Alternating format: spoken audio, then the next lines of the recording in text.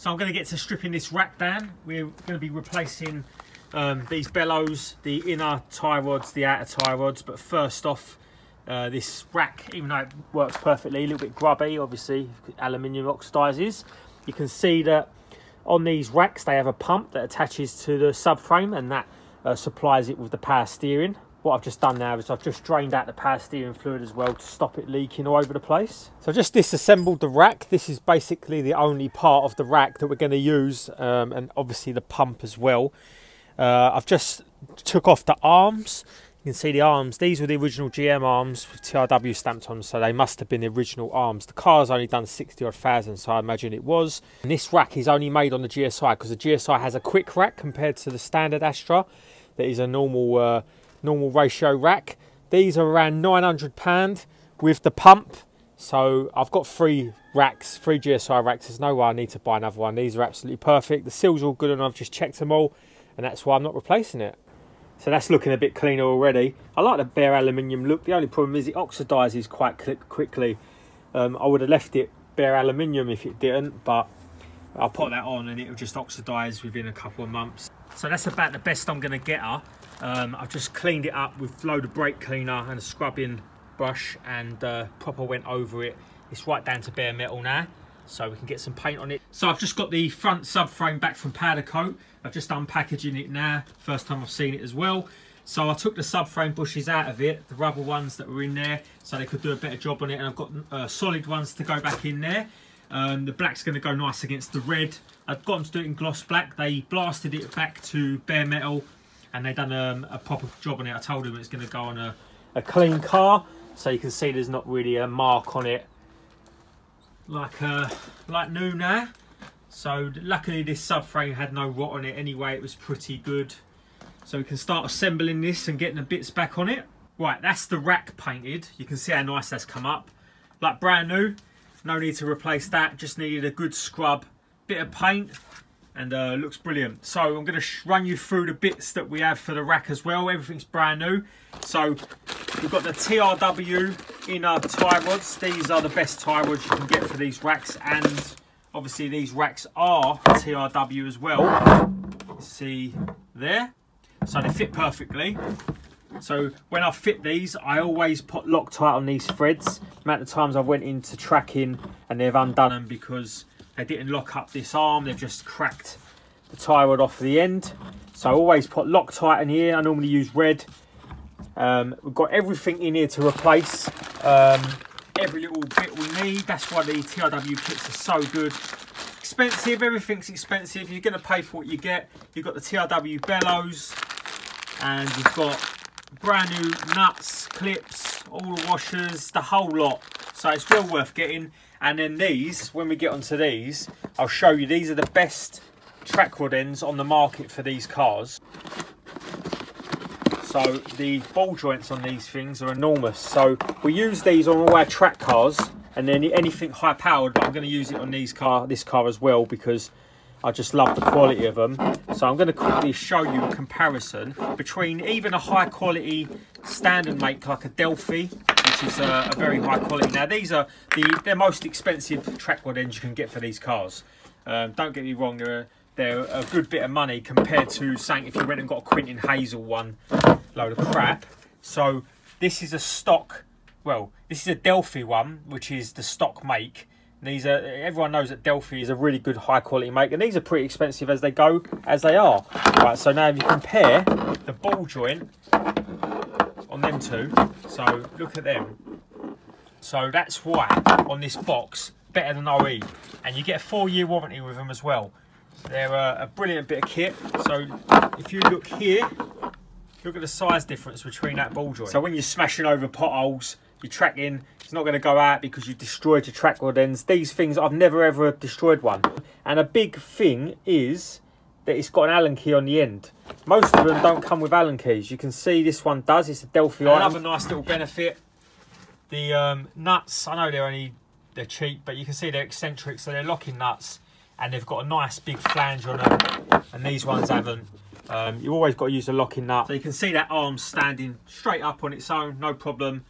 That's what happens when you get the loose ball joints. The arm will not stand up. That's how you know you've got play in this ball joint. I mean, it's not excessive, it's not knocking. They can be used again, but I wouldn't use them because you just want the most positive steering you can have on your car. So, well worth replacing everything.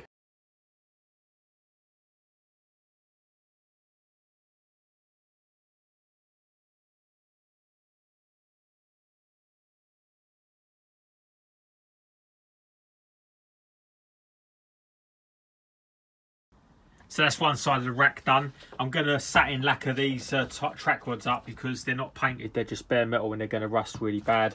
These are nicely zinc coated. So, got the painstaking task now of stripping down these brake lines. I think there's about 8 to 10 of them to do, and the power steering lines. So I can repaint them, get all the flaky powder coat that was on them. There's no corrosion on them luckily, so there's no rust. And then paint them back in the original green.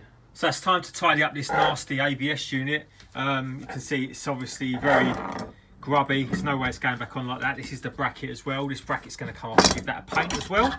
There's a bit of surface rust. Just genuinely need to go over it, make it a bit tidier.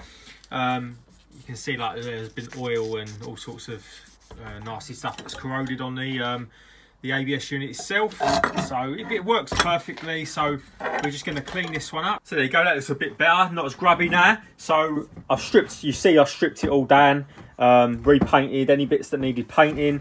Obviously it's aluminium, so it doesn't really rust or anything like that, it just oxidizes, so that should be good for another few years. Also stripped down these metal brackets, they had a little bit of surface rust on them, so went over them, sanded them down, and they look really clean now. So bolt it all back together. It's always my favourite part when you start bolting things back together and they look really clean.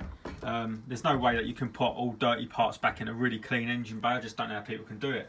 Just picked up a brand new header tank. You can see how they go after a lot of years of having coolant in them, and they just stain even once you've cleaned them out inside and you've got all the coolant out of them. They sort of absorb it into the plastic and they go nasty brown colour, or they also sometimes balloon as well. So I'm just going to take the coolant level sensor out of there because it's a good one. You can see how nice that one is. So it's time to start assembling this subframe. When I got the subframe powder coated, also got the anti-roll bar powder coated. It's cut really nice. These are the solid subframe bushes I've got for the car. For the subframe, we've got brand new subframe bolts as well. I also had the anti-roll bar bush brackets powder coated at the same time, and I bought a brand new one of these rubbers that go up to the bulkhead where the steering goes through. Right, so it's time to get this subframe back on. So I've just pushed in all the solid subframe mounts all the way around so we can get that on. Just put on the steering rack and the anti-roll bars on as well. New bushes, new, well, powder coated brackets. So looking nice. So about time we get this back on. So that's the subframe fitted onto the car now. Goes really well, black, silver, red, all looks good. Also put on the water tank as well, the header tank. And I took off the heat shield quickly because I didn't want to catch it on the back there with the anti-roll bar and bend it up, and it was making it a bit difficult. So what I've just done is I've shot blasted these front hubs. You can see how nice they come out, but then also after that I use cure rust. I know everyone knows what cure rust is, but the reason I use it is not so much for an anti-rust property. As it's an acid, it eats into the metal and it allows a very nice primered surface. Now really you can just paint straight over the top of this. On most applications I would, but as these are they are prone for rusting, what I'm going to do is I'm going to put a thin coat of zinc primer over the top of this. Not necessarily so much for priming the surface, just for anti-rust protection. And then the original coating for these is satin black, so pretty much how they are now. So more new parts for the car. So we've got some Delphi bottom ball joints for the wishbones, going to replace them. Got a full hub kit on both sides, ABS models with the connectors, everything brand new. So the reason I like these kits the most is because they come with everything. Everything's brand new, the whole kit. So you've got all the bolts, you've got the cottle pins, you've got the castle nuts, everything's new.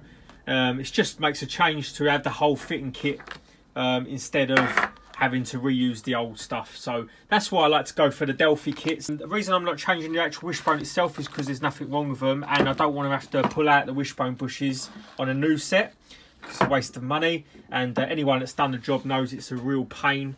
Normally you have to burn them out or press them out, so they're already out. So I'm just going to replace the ball joints. So I'm going to drill the ball joints out of the ones now. So another nice little touch with the Delphi ball joints is you get a nice fresh high tensile steel pinch bolt. Over the years these get stretched and stretched, and it's the only thing that's holding your wishbone into your hub, and when that falls out you really know about it. A lot of people struggle with getting these ball joints out. The most important part about it is to measure the hole. So these are 15mm wide, so you have to be just over 7mm to centre. As long as you get the drill bit centre, you can see how nice it will come out. Really nice and easy. A lot of people, they drill this off to the side, they ruin the wishbone, they try grinding it off, they destroy the wishbone. Just make sure you spend a little bit of time measuring, get that centre, that punch centre, and the drill bit will go nicely through. I normally go through all the way through with an 8mm, and then a 10mm just takes the head off, and you can just punch it straight through them. So both the bottom ball joints are out. The ball joints themselves are all right, just a bit of damage to the boots, so might as well replace them. Yeah, so they come out pretty nice, no damage to any of the wishbone.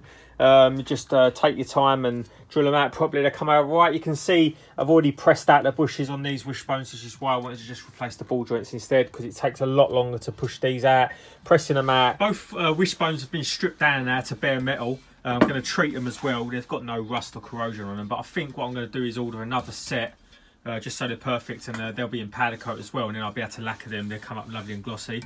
But the aim of this video is to get the car rolling, so we're going to treat these now, get them in the zinc primer, and then going to paint them. If you haven't used epoxy primer before, it's amazing stuff.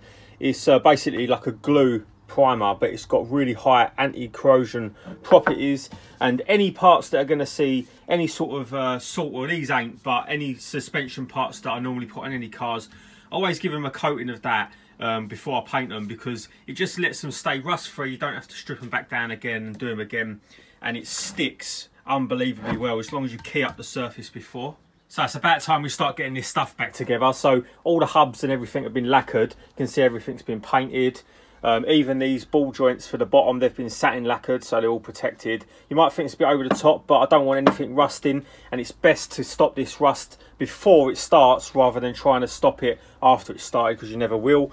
Got all the nuts and bolts. Going to put the bushes back into the wishbones. They're new, they're just all copper greased up. So just a tip, if you're ever fitting any of these polyurethane bushes to any part of the car suspension, always liberally cover them in copper grease. Just keep them lubed up. If you don't, they're going to seize up and they're going to start tearing. So that's the bottom arms all built up, the wishbones. Got the polyurethane bushes in, got bottom ball joints on. Just a little tip, when you're putting these bolts in, always point them downwards, even though they've got a locking nut on them. If they ever did come undone, which they will never come undone if you do them up tight enough, the bolt's going to be at the top and it can't drop through. So that's on anything like that. If you've got gravity, never have the bolt pointing upwards. If the nut comes undone, it's going to drop out. So on to getting these hub and wheel bearings all bolted up. So use these brand new bolts that come with the kit. Do these up to 90 Newton meters. You can see they're a tensile strength 10.9, so they're the strongest. Do these up to 90 Newton meters 30-10. I do this on the car, so what I normally do is I nip them up tight, put some copper grease on the threads. I'll nip them up tight, and then when they're on the car, I'll do them out of a torque wrench. So if you're wondering which way around these hubs go, because there's obviously, you can go any way around, there's 3 bolts on them. You've got a notch in the side of the hub there, you can see it, and that's where the ABS cable goes in, so that'll go around that way. Another little thing that I like to do, it doesn't come in the kit, but I like to use a washer, an M12 washer on the back of the hub. It just gives you a better torque reading. When you try to do these up, when they're attached to the hub, there's going to be sticky, you're not going to give you a proper torque reading. You can see here both hubs are done. The thread of the bolt still goes through nicely, even with that nice thick washer on there as well, and it just holds that thread away from all the grit and the grime, and it stops them rusting, so that when you need to undo them again, they don't strip all the thread out the back of the hub. So I've just fitted the front shock. I've also just stuck on the lower wishbone arms, and I've just put in some new bolts as well. Put a new top mount on the shock. I'm going to put the hubs on now. I've got some E-batch bolts to go in there for the camber, so we can get some nice bit of camber on the fronts. Right, so the suspension's looking a bit more complete. I've just put the hub on, the uprights on, got the camber bolts in, all the new bolts here looking really clean and fresh. I've got a new bracket coming now. I've just used that on for now for the spacer washer. The pinch bolt into the back of the hub, I always use washers for them, so you can tighten them down a bit better. You can see loads of copper grease in that hub as well, so you don't have to smash it to pieces to get it out. Everything, any bit of thread or whatever, I always copper grease up. A couple of bits that I want to show you for the next episode. We've got 321mm Astra Gsi front calipers. These have been refurbished, and they've got Frodo DS 2500 pads in them. I've got the groove and drill discs. You've got braided brake lines from as well. The snowflakes, they've been refurbished in like a chrome silver. I've got to do 2 more of them and then I can get them on.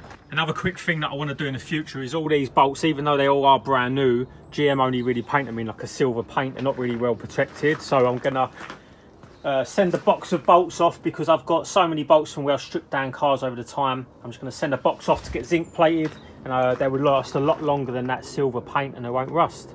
So it's a lot more progress now, so the car's going to get rolling now. That's what I'm going to continue on with for the next episode. I've got all these freshly refurbished brake lines and fuel lines to go along the back of the bulkhead with brand new GM clips, but I've just got to go and pick them up from my mates. Thank you for watching the episodes, and I'm going to continue on getting this car rolling, get it on the ground, and they'll be in the next episode, so continue watching.